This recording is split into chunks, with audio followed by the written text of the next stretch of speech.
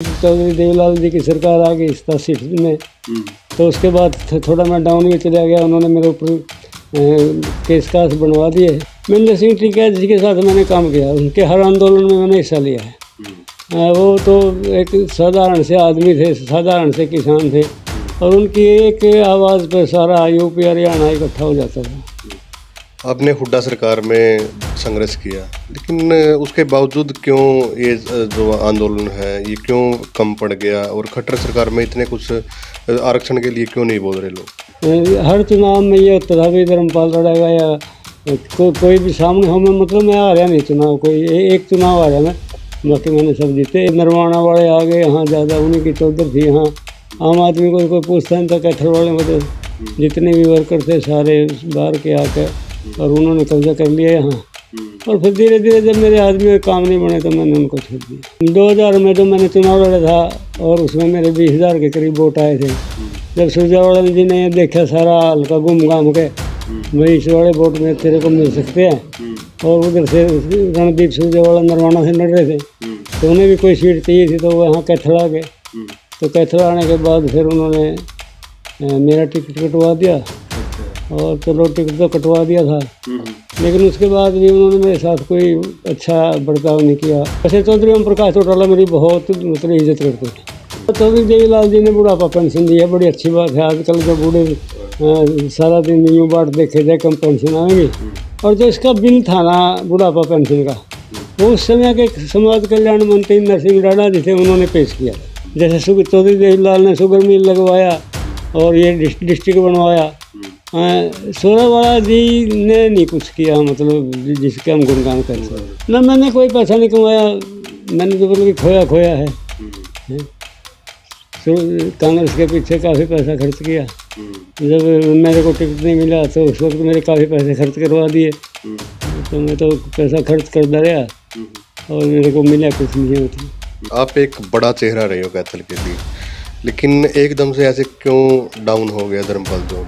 नमस्कार, मैं आपका दोस्त Mandeep Sharma the air news में आपका स्वागत करता हूं। दोस्तों, आज मैं आपसे रूबरू करवाऊंगा हरियाणा के सबसे चर्चित चेहरे रहे धर्मपाल जोत जी, और जाट आरक्षण जो संघर्ष समिति है उनके हरियाणा के प्रधान भी रहे। निर्दलीय चुनाव भी लड़े कैथल विधानसभा से, और सरपंच पद के चुनाव से लेकर काफ़ी चुनाव लड़े, और 1973 से राजनीति में सक्रिय रहे हैं, और अपने कैथल में नाम बोलता था कभी। तो आज बातचीत करांगे जी। स्वागत है जी आपका द एयर न्यूज में। धन्यवाद जी, आपके दर्शकों का और आपका भी स्वागत है। बहुत बहुत बधाई, आपको प्रणाम जी। आपकी जो राजनीति शुरुआत है जी, कब से हुई, एक बार थोड़ा बताएं। मेरी राजनीति की शुरुआत हुई 1973 से जी। उस वक्त मैं आर्य सभा के बैनर के नीचे मैंने काम किया, स्वामी अग्निवेश के साथ, स्वामी इंद्रवेश के साथ। यहाँ भी सिंह जी होते थे आर्य समाज के नेता। तो जब तो हम एक प्रचार से के होते थे, उनके फंक्शनों में हिस्सा लेते थे, और आर्य समाज के में हिस्सा लेते थे जी। उसके बाद फिर मैं चौधरी देवीलाल जी के साथ आया 1974-75 में। अच्छा। जब चौधरी बंसीलाल जी ने गेहूं पर प्रतिबंध लगा दिया था भाई, और हमने वो किया था भैया इसका रेट बढ़ा हुआ अब, तो बंसीलाल जी ने गेहूं ज़बरदस्ती किसानों से लेना शुरू कर दिया था। तो उस समय हमने चौधरी देवीलाल जी के साथ संघर्ष किया, और उसी समय में मैं थोड़ा लाइट में आया जी। कैथल के लिए 1990 से लेके 2000 के साल रहे, उनमें काफ़ी चर्चा के विषय आप रहे, एक चेहरा होते थे राजनीति का। तो क्या कौन से आपने चुनाव लड़े उस समय? देखिए, मैंने कम से कम भी 11-12 चुनाव लड़े। दी कैथल कोऑपरेटिव मार्केटिंग सोसाइटी का चुनाव लड़ा 1978 में। उसके बाद मैंने सरपंची का चुनाव लड़ा, 2 बार लड़ा मैं, 1982 में और 1988 में। और उसके बाद मैंने जिला परिषद का चुनाव लड़ा, ब्लॉक समिति का चुनाव लड़ा, cooperative bank, central cooperative bank Kurukshetra का चुनाव लड़ा, हरियाणा स्टेट कोऑपरेटिव बैंक का उसका चुनाव लड़ा। मतलब कि 1980 से हाँ, 2000 के साल आपके लिए लकी थे। हाँ, 1980 से 1988 तक लकी थे। अच्छा। 88 में फिर सरकार बदल गई, चौधरी देवीलाल जी की सरकार आ गई 87 में। तो उसके बाद थोड़ा मैं डाउन में चला गया, उन्होंने मेरे ऊपर केस कास बनवा दिए, और मैं सरपंच से भी उन्होंने हटवा दिया था। अच्छा। लेकिन बाद में मैंने हाई कोर्ट से जा करके वो सरपंची के लिए फिर दोबारा वो किया। जी। तो उसके बाद मैंने सरपंची की। तो 1990 से 2000 के बीच में क्या कुछ रहा? 90 के बीच में तो फिर वो कांग्रेस की सरकार आ गई और मैं सुरजेवाड़ा के नज़दीक था, तो मैं सरपंची में भी बात कर दिया। और उस वक्त तो खैर मेरी खूब चली, चाहे सुरजेवाड़ा के हिसाब से लाओ, चाहे रोशनलाल तिवारी के हिसाब से लाओ। और हर चुनाव में ये होता था भाई धर्मपाल लड़ेगा या कोई भी सामने हो। मैं मतलब मैं आ रहा नहीं चुनाव, कोई एक चुनाव आ रहा मैं, बाकी मैंने सब जीते। एक में इसका आ रहा मतलब जो विधानसभा का। जी। तो शमशेर सिंह सुरजेवाला जी के आप नज़दीक ही रहे हैं और ये भी कहते हैं कि कैथल मिलाने वाले भी आप ही हैं। हाँ खैर मैं लेके तो नहीं आया। 2000 में जो मैंने चुनाव लड़ा था और उसमें मेरे 20,000 के करीब वोट आए थे। जब सुरजेवाला जी ने ये देखा सारा हल्का घूम घाम के, भाई इस वाले वोट में तेरे को मिल सकते हैं, और उधर से रणदीप सुरजेवाला नरवाना से लड़ रहे थे, तो उन्हें भी कोई सीट चाहिए थी, तो वो यहाँ कैथल आ गए। तो कैथल आने के बाद फिर उन्होंने मेरा टिकट कटवा दिया। अच्छा। और चलो टिकट तो कटवा दिया था, लेकिन उसके बाद भी उन्होंने मेरे साथ कोई अच्छा बर्ताव नहीं किया। हाँ मतलब एक वो मेरे को अपना वो समझने लगे भाई ये, तो उन्होंने मेरे को आहिस्ता आहिस्ता कम कर दिया। फिर मैं चौधरी देवलाल के साथ चले गया। आप यहाँ के नेता थे कैथल के, तो कहीं आप ना उभर पाए तो इसलिए आपको कम करना शुरू कर दिया। हाँ जी, हाँ जी, हाँ इसी करके कम करना शुरू कर दिया। और कुछ लोगों ने बका भी दिया भाई आप क्यों इसको इतना वो कर रहे हो। जैसे नरवाना वाले आ गए यहाँ, ज़्यादा उन्हीं की चौधर थी यहाँ। आम आदमी को कोई पूछता नहीं था, कैथल वाले को तो जितने भी वर्कर थे सारे बाहर के आके, और उन्होंने कब्जा कर लिया यहाँ। और फिर धीरे धीरे जब मेरे आदमी के काम नहीं बने तो मैंने उनको छोड़ दिया। कब छोड़ दिया? कौन सी पार्टी फिर आपने ज्वाइन की? मैंने 2008 में इनेलो पार्टी ज्वाइन की थी। अच्छा जी। तो उसके बावजूद क्या कुछ जो राजनीति चर्चाएं, आप चुनाव क्यों नहीं लड़े उसके बाद?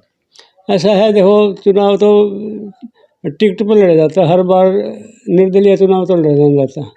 वैसे चौधरी ओम प्रकाश चौटाला मेरी बहुत मतलब इज्जत करते थे। वैसे उन्होंने आश्वासन भी दिया था भी तेरे को टिकट दूंगा, लेकिन नहीं दिया। मैं भी कोई उसमें इतना इच्छुक नहीं था, क्योंकि मेरे को पता था भाई हाँ इतना जीतना इतना आसान नहीं है। तो मैंने जो भी काम किया चौधरी ओम प्रकाश चौटाला ने मेरे हर काम किए। मैं इनकी आज भी इज्जत करता हूँ। जी जी। तो आपके समय में उसमें कौन कौन से नेता आपके बराबर में, चाहे विपक्ष में होते थे, कौन कौन से थे? विपक्ष में तो रामपाल माजरा था, नरसिंह राणा था, मेहर सिंह सैनी था, बस। और तो ये गुगला से थे, दिल्लू राम था, ईश्वर सिंह तो खैर मेरे से पहले था, 1977 में बन गया था वो तो। हाँ लेकिन 1982 में दिल्लू राम बन गया था, तो उनके साथ भी हमने काम किया। जाट आरक्षण संघर्ष समिति, आपने कब ये संघर्ष शुरू किया था और कितने आपने आंदोलन किए? जाट आरक्षण संघर्ष समिति पहले थी अखिल भारतीय जाट महासभा। वो जाटों का एक संगठन था, और उसमें मतलब जब तक आरक्षण की बात नहीं थी। मैंने 2000 के बाद थोड़ा थोड़ा हिस्सा लेना शुरू किया, तो फिर 2007 में उन्होंने मेरे को प्रधान बना दिया। तो प्रधान बनने के बाद जाट महासभा से फिर अखिल भारतीय जाट आरक्षण संघर्ष समिति एक अलग विंग बन गया, उसका भी उन्होंने मेरे को प्रधान बना दिया हरियाणा का। और फिर हमने इसकी लड़ाई लड़ी, तो सारे प्रचार किया, शुरू में जागृति पैदा की हुई जाट के आरक्षण के क्या फ़ायदे हैं क्या नुकसान है। तो लोग हमारे साथ लगे। तो चौधरी भूपेंद्र सिंह हुड्डा की सरकार थी उस वक्त, तो उसने भी काफ़ी संघर्ष किया। हुड्डा साहब ने हमें जेल भी भेज दिया था। मैं 6 दिन में चक्कियों में रहा, हिसार की सेंट्रल जेल में। उसके बाद बोस्टल जेल में 6-7 बार जेल गया मैं। हाँ, और मैं बुड़ैल जेल में मैं गया, एक रोहतक की जेल है वहाँ मैं गया। तो फिर हमने चलो संघर्ष भी किया, और उसका कोई फ़ायदा तो खैर इतना नहीं निकला। फिर भी एक संघर्ष था, वो करना पड़ा। आपने हुड्डा सरकार में संघर्ष किया, लेकिन उसके बावजूद क्यों ये जो आंदोलन है ये क्यों कम पड़ गया, और खट्टर सरकार में इतने कुछ आरक्षण के लिए क्यों नहीं बोल रहे लोग? ऐसा है कि हुड्डा सरकार ने भी जो आरक्षण दिया था वो कोई सही तरीके से नहीं दिया, और हाई कोर्ट में जा कर के वो क्वैश हो गया, मतलब वो फेल हो गया। और हाई कोर्ट ने कहा नहीं है। उसमें एक वो है Indira Sahni versus state of India, उसमें एक फैसला है कि 50% से ज़्यादा आप आरक्षण नहीं दे सकते। हुड्डा साहब ने 60% आरक्षण कर दिया, 10% अलग से दे दिया, लेकिन वो चली नहीं बात। उसके बाद फिर ये मनोहर लाल की सरकार आ गई।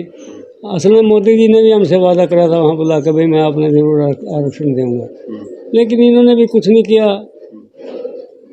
ना तो इन्होंने जाटों को आरक्षण दिया, ना सेंटर में दिया, ना हरियाणा में दिया। हालांकि 6 स्टेटों में आरक्षण है जाटों को, गुजरात, इसमें राजस्थान में, दिल्ली में, अपना हिमाचल में, उत्तराखंड में, मध्य प्रदेश में। तो इस अगर देना चाहो तो दे सकते, लेकिन नहीं दिया को। जी, आपके किसान नेताओं के साथ भी अच्छे संबंध रहे। महेंद्र सिंह टिकैत जी के साथ आप नज़दीकी बनाए रखी आपने, क्या कुछ एक दो किस्सा उसके बारे में? महेंद्र सिंह टिकैत जी के साथ मैंने काम किया, उनके हर आंदोलन में मैंने हिस्सा लिया है।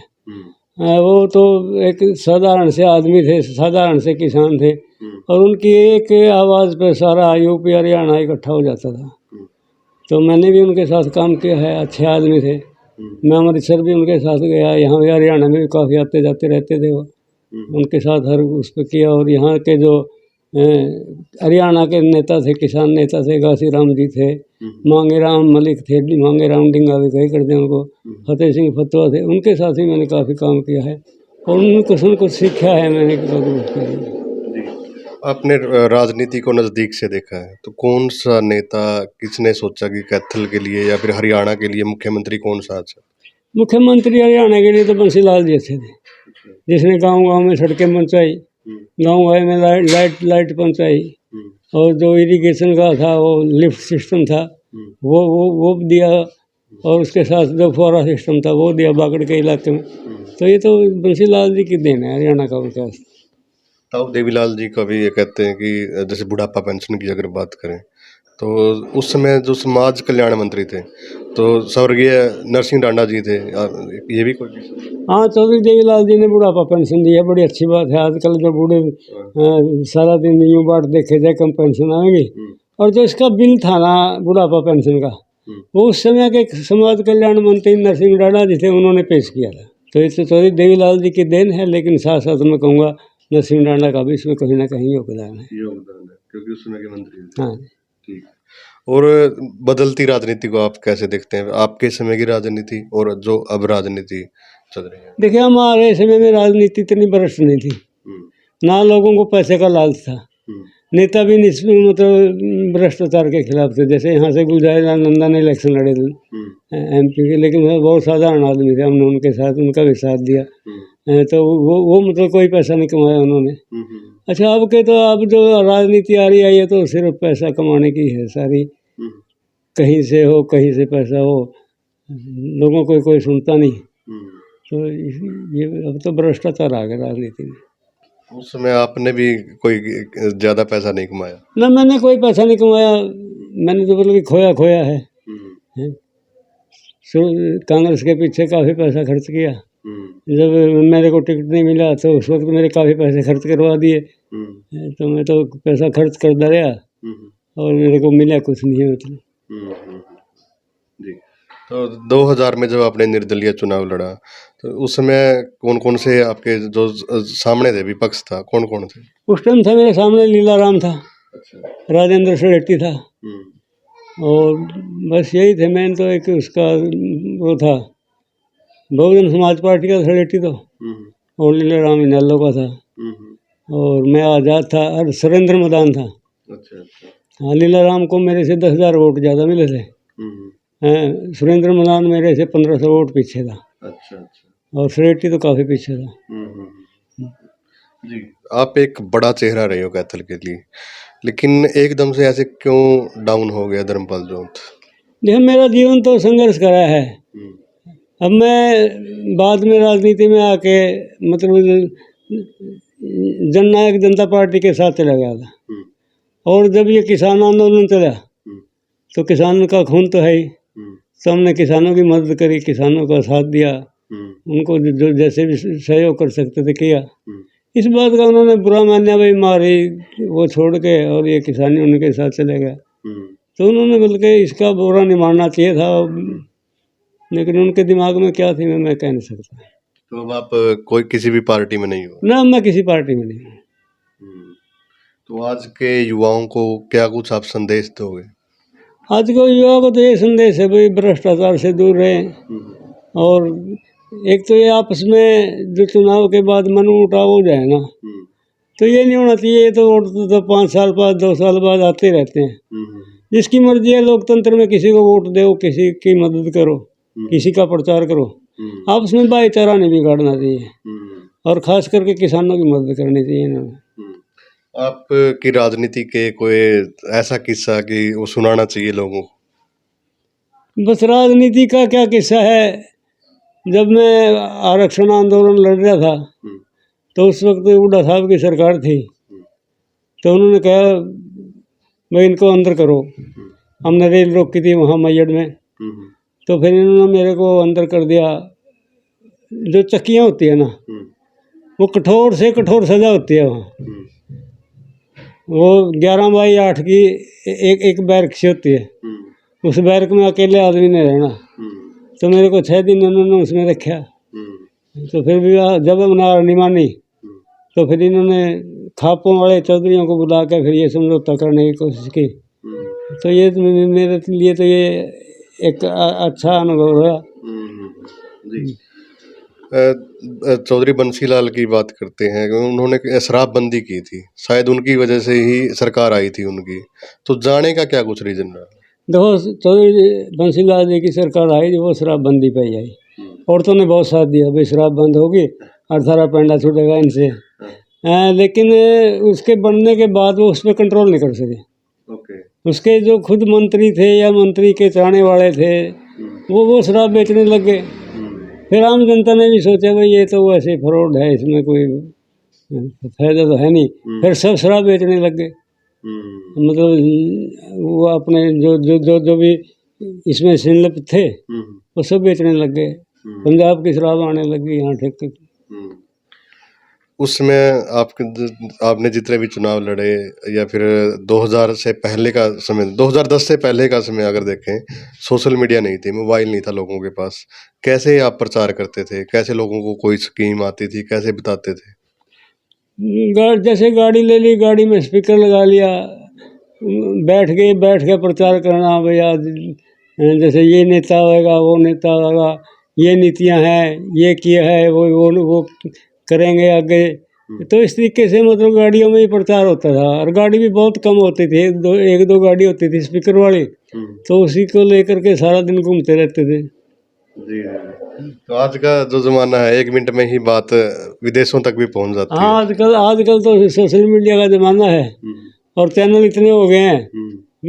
एक खबर को एक बार उठाओ आप, वो 1 मिनट में पहुंचे, देश में, विदेश में, प्रदेश में। तो सारा आजकल तो सोशल मीडिया पे ही चलता है सारा कुछ। कैथल के विधायकों की बात करें, कैथल के मंत्री पद भी पहले रहे, कौन से विधायक या मंत्री ने काम अच्छे किए हैं कैथल के लिए? देखो जी, जो देहात के लिए है वो किए हैं रोशनलाल तिवारी ने। उसने जो गांव के काम है ना, वो गांव काम बहुत किए। वैसे ओम प्रभा जैन ने भी काफ़ी काम किए। वो 3 बार यहाँ से विधायक रही, तो उन्होंने भी अच्छे काम किए। चलो जैसा भी है, रणदीप सुरजेवाला ने भी की है, मैं यूँ नहीं कहता भाई, तो उन्होंने भी काम किए हैं।